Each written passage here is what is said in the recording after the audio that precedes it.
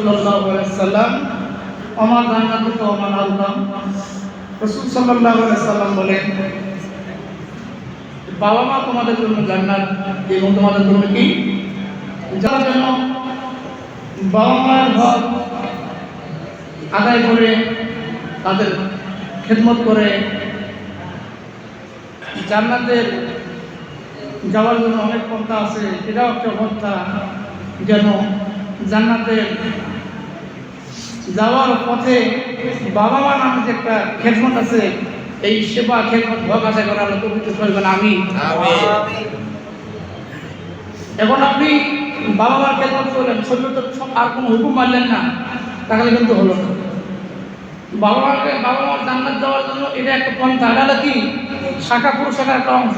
এটা কি জান্নাত যাইতে গেলে অনেকগুলো শাখা পুরুষাখা, অনেকগুলো দিক আপনাকে অনুসরণ করতে হবে। তার মধ্যে একটা দিক হলো বাবা মাকে মানতে লাগবো, বাবা মাকে খেদমত করতে হবে, তাকে তাজিম করতে হবে। আল্লাহ তাআলা তৌফিক দান করুন আমিন। আপনি যদি আল্লাহ তাআলার বাইতুল্লাহ ঘর কাবার দিকে তাকাই থাকেন, আপনি তাকাই থাকলেও অটোমেটিক আপনার আমল নামায় সব হবে। কি হবে? সব হবে। আর যদি না লিহাজাল কালাম, আল্লাহ তাআলার কালাম যদি আপনি স্পষ্ট করেন এবং তার কালামের দিকে তাকিয়েও থাকেন, তাহলে আপনার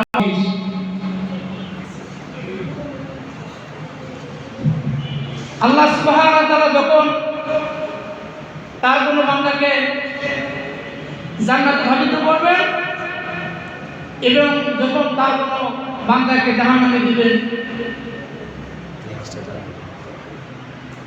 সেই জান্নাত ও জাহান্নামের পার্থক্য হবে একটা মাত্র নেকি, একটা মাত্র গুনাহ। কটা নেকি ভাই? কটা? একটা নেকি যদি বেশি হয়ে যায় সে জান্নাতে চলে যাবে, আর যদি একটা নেকি কম হয়ে যায় সে আল্লাহর বান্দা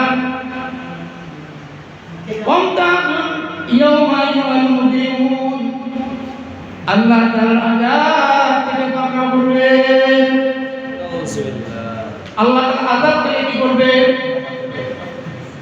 ও আল্লাহর বান্দারা, নবীর উম্মতেরা, একটা নেক আমলের জন্য যখন কোনো বান্দা জান্নাতে যাবে, একটা নেক আমলের মূল্য হবে ওই সময় উহুদ পাহাড় পরিমাণ। সুবহানাল্লাহ। একটা নেক আমলের মূল্য কি পরিমাণ হবে? উহুদ পরিমাণ সমতুল্য হবে। আল্লাহ রাব্বুল আলামিন প্রত্যেকটা সময়, প্রত্যেকটা সেকেন্ড যেন তার গোলাম হিসেবে নেক আমলের কাজে আল্লাহ তাআলা যেন নিজ জিম্মাদারিকে এই সমস্ত গোলামদেরকে তার গোলাম হিসেবে কবুল করে। সবাই বলেন আমিন। আমি এখন যে গজলটা উপস্থাপন করব সেটা হলো মায়ের এবং বাবার শানে। কার শানে? বাবার শানে। আওয়াজ কি হাওয়া হলো? হ্যালো, বক্সের সমস্যা আমি হাতে ছিলেন নাকি? এটা অটোমেটিক আবার ঠিক হবে। আল্লাহ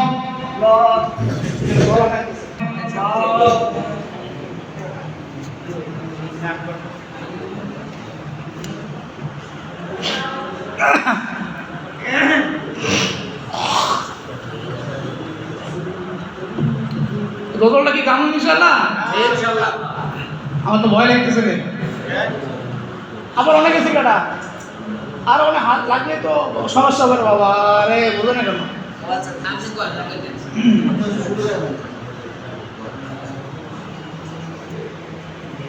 মাগো তুমি, মাগো তুমি কাঁদেছো কেন?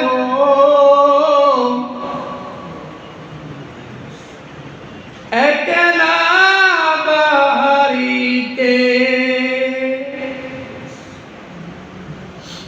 মাগো তুমি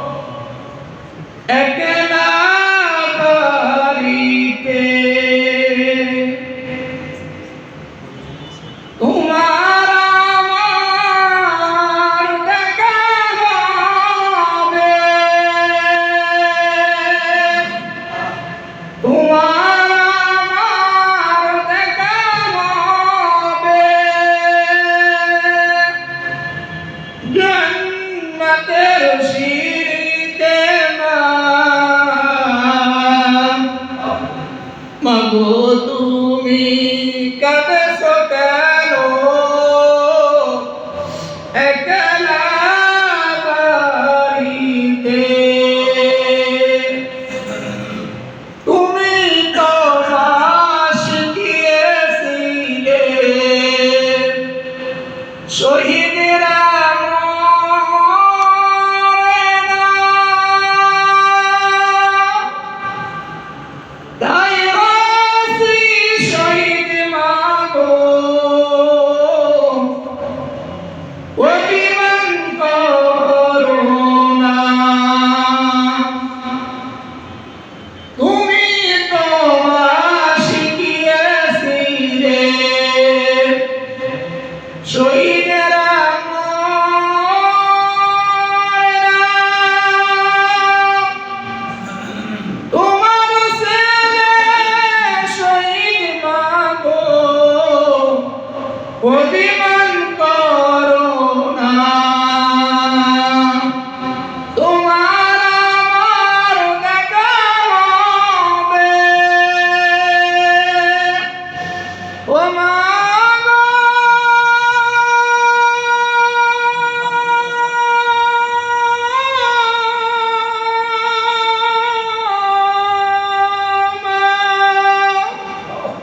তোমার আমার দেখা হবে জান্নাতের সিঁড়িতে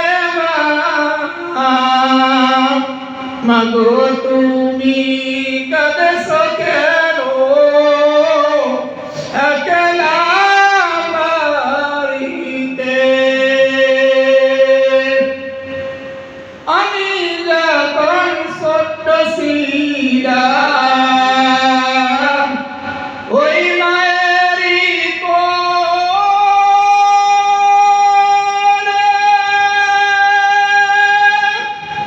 আদর করে মুখে নিয়ে খাইতো মায়ের সুমে। ঠিক না বেঠে? আমি যখন ছোট্ট ছিলাম ওই মায়েরই কোলে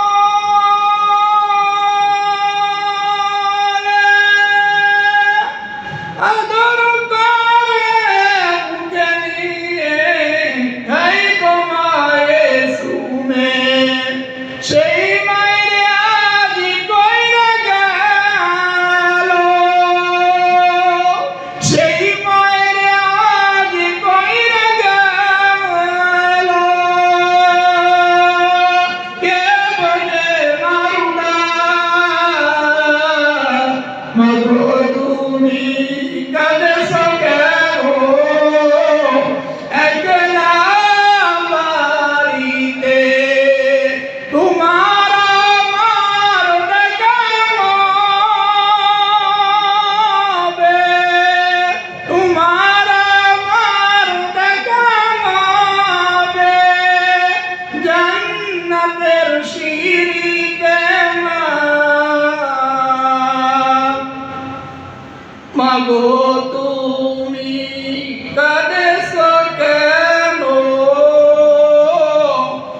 একলা বাড়িতে? মারহাবা মারহাবা।